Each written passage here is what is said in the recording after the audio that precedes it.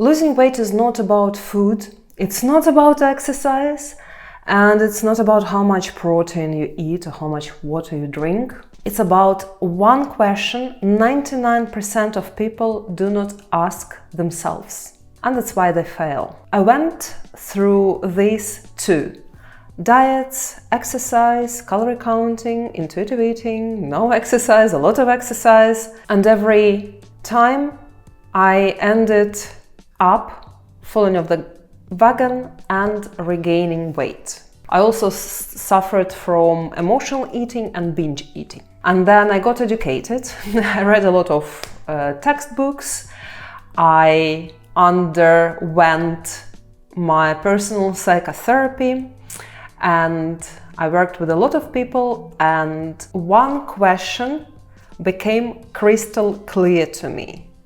The most important question you need to ask yourself before you start dieting. I'm Olga Onoshenko, PhD. I'm a certified nutritionist, personal trainer, psychotherapist, and I've been helping people to lose weight for 10 years. And this channel combines psychology and physiology to help you to lose weight in the most sustainable way. So what is the question? Ask yourself, why am I doing this? And now I will explain you how to really answer this question, because it's not as obvious as you think. People start dieting and exercising for different reasons.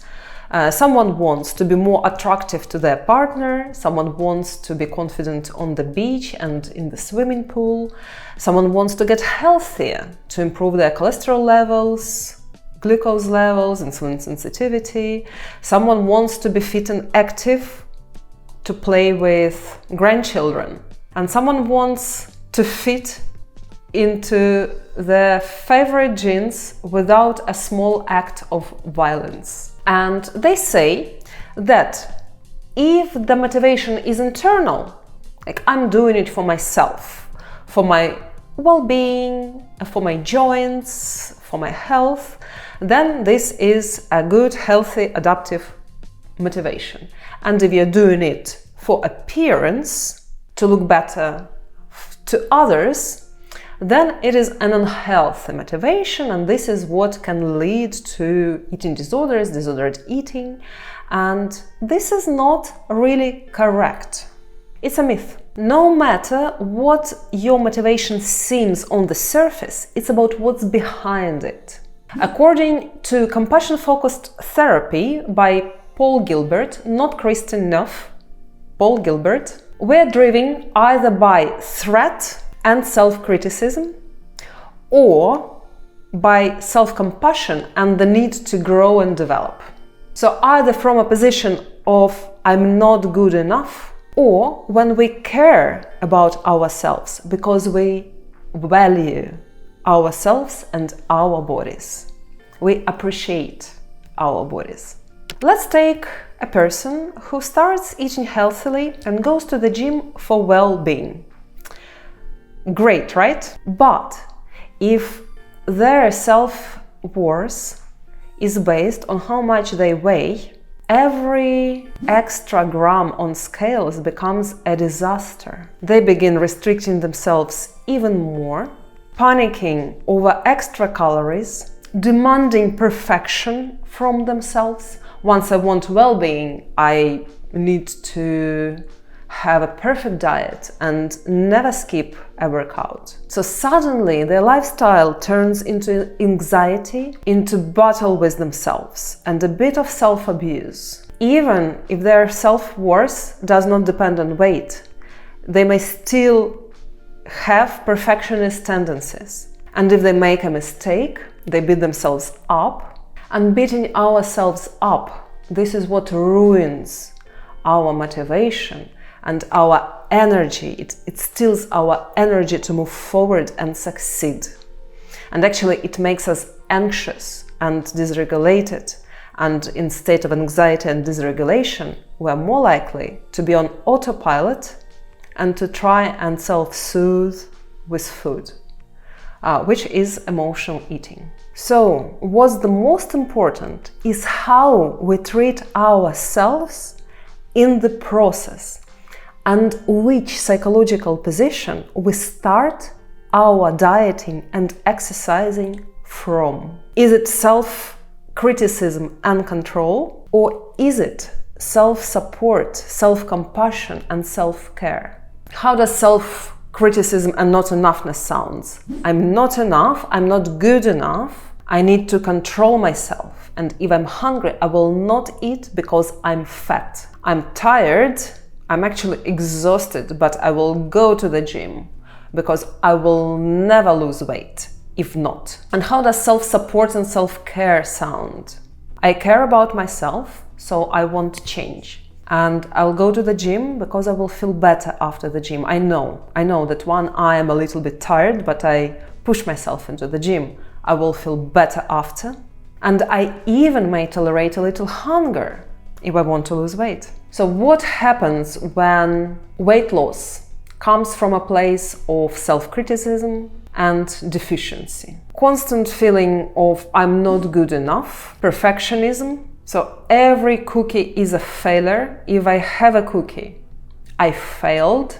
And very often it turns into, okay, if I had a cookie, I will also have 2. And if I had 2, I ruined it. So I'll have 10. And then weight determines self-worth, and food becomes a matter of willpower. So we're in constant battle with ourselves and constantly trying to resist food, so that we get obsessed with thoughts about food. And of course, if we make a mistake, for example, we eat an unplanned ice cream, we will beat ourselves up. And this is why actually many people start binging once they have one thing. So I had one piece of chocolate, so I'll have all the chocolate. Because of that underlying self-attack, which is really hard to tolerate because it's very strong emotion, negative emotion addressed at ourselves. And if we have a habit of self-soothing with food, this is exactly what we are going to do when we feel such strong negative emotion. And how does it look when we want to change from a place of self-acceptance and self-care? I would like to remind you that self-acceptance does not mean not wanting to change. It means that we can be okay with our shortcomings. We have strengths and weaknesses as any human, and we are worthy by default. It doesn't matter how much we weigh, how much money we earn. We're as worthy as any other person, and we deserve care. So how does it look like? Food is just food. If I have extra cookie, I will not feel guilty. I will not feel bad. I'm just a human. I can make a mistake, or it may not be a mistake. It can be a planned cookie because I love cookie and I can have it from time to time. We also focus on not how bad I am and how I need to improve myself, but how I can take care of myself. How can I support myself? How can I make my quality of life better? And there is no fear of ruining everything with a single piece of cake. So in first case, when we start dieting and exercising from the position of not enoughness, lack of self-acceptance, our relationships with ourselves is toxic. And if we start our fitness journey from the position of self-care and self-acceptance, you don't need to binge and you don't need to starve yourself in order to self-soothe when you feel strong negative emotions. Because when we are in a chronic dissatisfaction with ourselves, we are not in a good position psychologically. Our nervous system is never calm. This is one of the reasons we may feel constantly hungry, because we constantly want to soothe ourselves with food to calm down our nervous system. That's just one of many reasons. And it's interesting that same behaviors can be a sign of disordered eating or can be totally healthy behaviors. For example, I may restrict certain foods, and if I do it from position of self-care because I don't want to gain weight or I want optimal health, that's all good. But if I restrict some foods because I'm fat, I'm not good enough, I need to lose weight, and I do not deserve these foods, that's a totally different story. Same with exercising every day. It can be obsessive and self-punishing, or it can be done because it makes us feel good, because we want it. We want to make our life better. Skipping meals, intermittent fasting, calorie counting, these all can be healthy behaviors if they're done from a good psychological place. And then I've seen so many people getting out of dieting and starting sort of eating more intuitively and in a more balanced way, but still having these tendencies to eat emotionally because they maybe improve their eating, but they didn't improve their relationships with selves. And this is what we are doing in psychotherapy. This is what we are working on. First and foremost, we are working on improving relationships with ourselves, because our relationships with food reflect our relationships with ourselves very often. So you may say no to ice cream because you know that you will feel bad after. It's too sweet, it's too fatty, and I will feel heaviness after. So I will either not have ice cream or will have only half. Or I may say no to ice cream because I'm not allowed to have it because I'm fat. I'm fat enough. And this becomes unhealthy, saying no to ice cream. And you may have a cookie because it's only one cookie and it's okay to eat a cookie. This is healthy. And eating a cookie and thinking, oh, I'm weak, I slipped off my diet, I fell off the wagon. This is self-loathing, this is unhealthy. Self-attacking, self-loathing is unhealthy. Constructive self-criticism without beating yourself up can be useful, yes, but many people who criticize themselves do it in a very harsh, very unkind, very cruel way. So what you think about yourself determines everything. If we had a dessert, what it means for us, what do we think about ourselves? And if I've gained weight, what does it mean for me? I'm awful and ugly and I need to lose weight urgently, or it's okay, I lost my focus probably, or I just wanted to have a lot of tasty food, but I will come back to my healthy eating routine and exercise and I will lose weight. No problem. We are all human. I follow a woman on Instagram, I don't remember her name. I'll try to find it and maybe we'll put link under the video. And her target audience is perimenopausal women, and she herself is perimenopausal and ripped. She's in a really good shape and she gives quite a good, more or less evidence-based advice. And one of her posts was about gaining 2.5 kilograms. And she said, I gained weight, but I didn't panic because it's okay. I know that I exercised very hard. I lifted extra heavy weight last week, and probably this is a bit of good inflammation in my muscles and a bit of glycogen and water retention. And I'm during my period and so on, so on, so on. And this all sounded like excuses.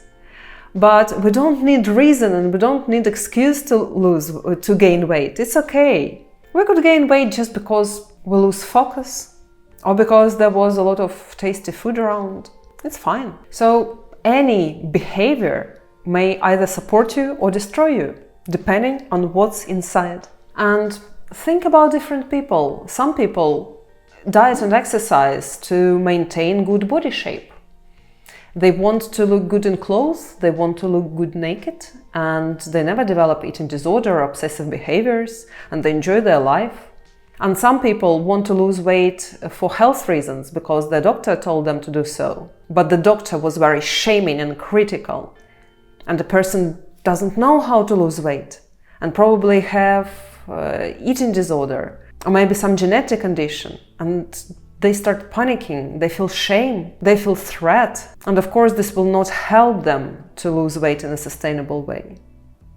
This will only aggravate the situation. So for health or for appearance, it doesn't matter. What's inside? Our self-perception, that's what matters. And what about health? Shouldn't we all be maintaining healthy lifestyle for health? Yes, healthy lifestyle. Yes, we know that overweight and obesity increases the risk of all the different diseases, but we can improve our health without weight loss. We can eat well, we can exercise, we can undergo psychotherapy, we can have a good social circle and close connections. That's important for health. Medical care is important for health. Medications is important for health. Yes, IIFYM, Ozempic can be a good solution, can be a way out for those who have problems, genetic problems. And self-criticism ruins your health because it increases stress. And we know that stress is not good for our health. So what to do with this? Ask yourself and be honest. How do I treat myself in the process? Do I criticize myself? Do I want to lose weight because of shame and threat? This is a path to exhaustion and binging. Or do I want to make changes because I really want to support myself and to make my life better, to feel better? This will work. So I can just treat myself just as a person with advantages and disadvantages. We're all flawed, we all have shortcomings, we're all human, and we all are worthy, independent on where we are at. And when we have this self-worth, self-acceptance and self-compassion, from this position, we're going to be more disciplined because we're going to be more regulated. Our nervous system will be calmer. We'll be happier, we'll have more energy and resource to achieve good fitness levels. But if I'm used to treat myself like someone who is bad, who is not good enough, who needs control, who is unworthy of love, then you don't need to change your diet. You need to change relationships with yourself. And it's not easy to do. It's not easy to develop self-compassion. I am self-acceptant. I accept my body. It is hard to do. It's hard to achieve.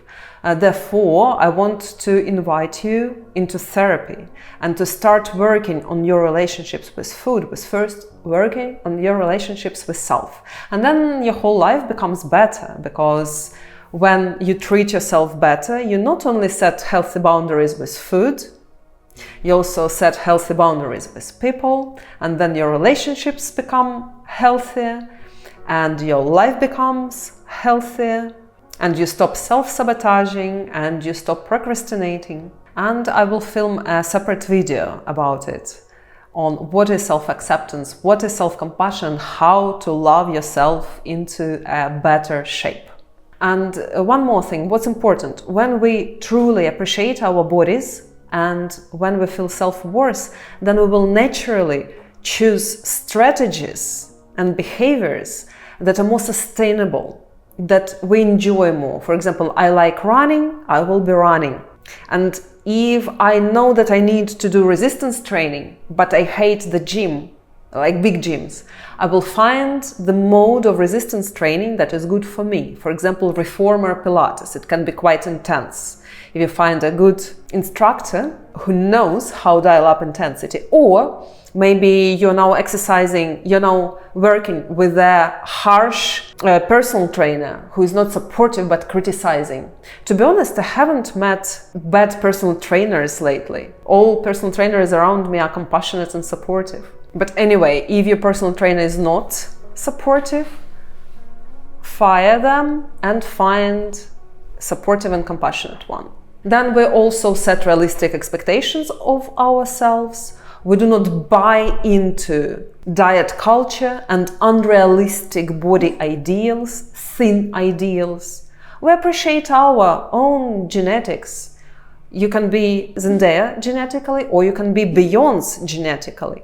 And if you're Beyoncé, you will not be trying to become Zendaya because it's fashionable in 2025. You will be just eating well and exercising and will be the best version of Beyoncé. So self-compassionate, self-acceptant approach allows us to create sustainable and healthy lifestyle that suits you, that gives you room for trial and error, room for making a mistake without self-condemnation, without self-criticism, without stress. And this is the key to long-term success, to avoiding disordered eating. And this is what will enhance your quality of life rather than ruin it.